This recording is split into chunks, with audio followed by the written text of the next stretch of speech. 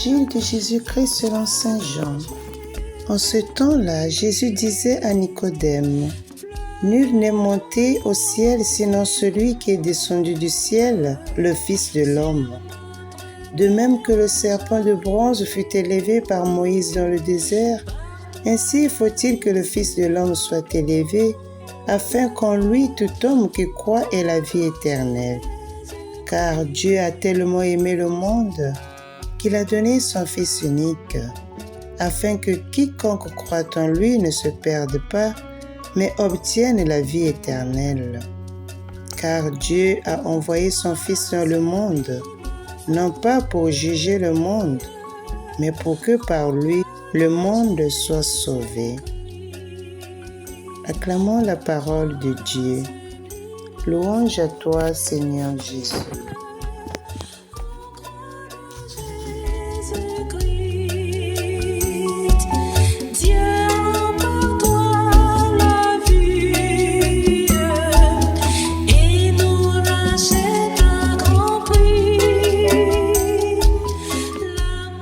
Chers frères et sœurs, ce 14 septembre 2025, qui coïncide au 24e dimanche du temps ordinaire de cette année liturgique C, nous célébrons comme chaque 14 septembre la fête de la croix glorieuse. La liturgie de la parole de ce jour, surtout l'Évangile, nous montre que le Seigneur Jésus était conscient que sa mission devait l'amener à passer par la mort avant de retourner dans sa gloire éternelle. Sauf que l'absurdité humaine a pensé et conçu un mécanisme visant à infliger au Messie de Dieu une souffrance et une humiliation de nature à l'empêcher même d'accomplir sa mission. Notons par ailleurs que le contexte dans lequel se déroule cette rencontre entre le Seigneur Jésus et Nicodème est celui où le Seigneur venait d'accomplir un geste symbolique mais fort de signification, celui de la purification du temple en y chassant ceux qui en avaient déformé l'usage et la conception. Alors les anciens du peuple et les chefs des prêtres, y compris les pharisiens et les scribes, devinrent tous contre Jésus et voulaient déjà décider de sa mort. Mais avant l'officialisation de cette décision, le Seigneur lui-même le dit à Nicodème, un docteur de la loi, un pharisien au bon cœur, on peut dire, et un membre du Sanhédrin. Ce que le Seigneur annonce à Nicodème renverse déjà la perspective de l'intention de ses oppresseurs qui, pour sa mort, feront recours à la croix, un instrument utilisé par les Romains pour humilier de la manière la plus extrême une personne et infliger à cette dernière une mort lente et pénible.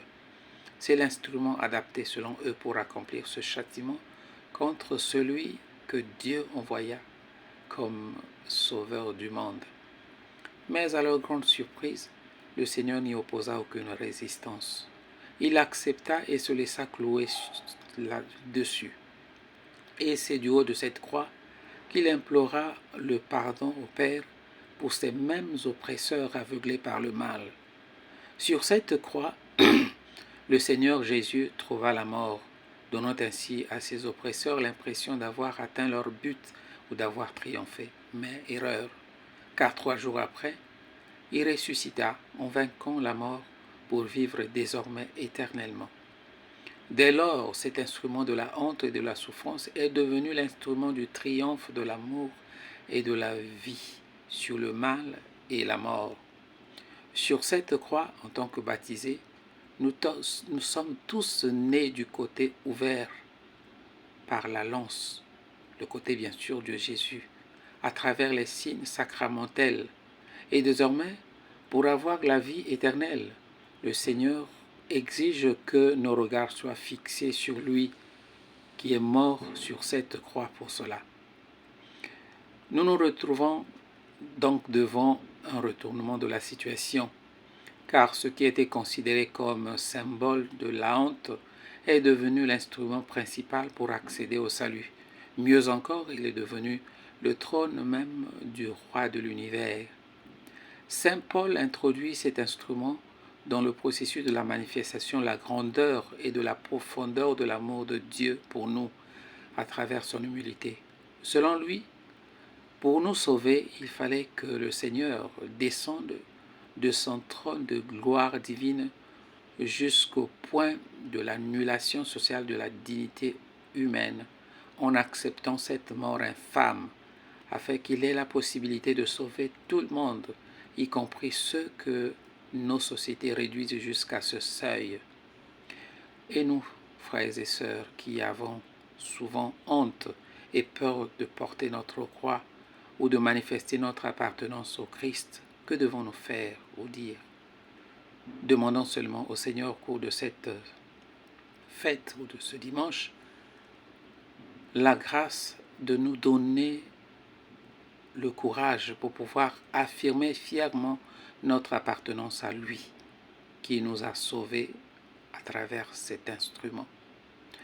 Et demandons-lui aussi de nous aider toujours à porter notre croix chaque jour, surtout quand nous la ressentons trop lourde, et que la bienheureuse Vierge Marie, elle, qui a porté avec succès la sienne, ensemble avec Saint Joseph, intercède toujours pour nous et pour le monde entier. Amen.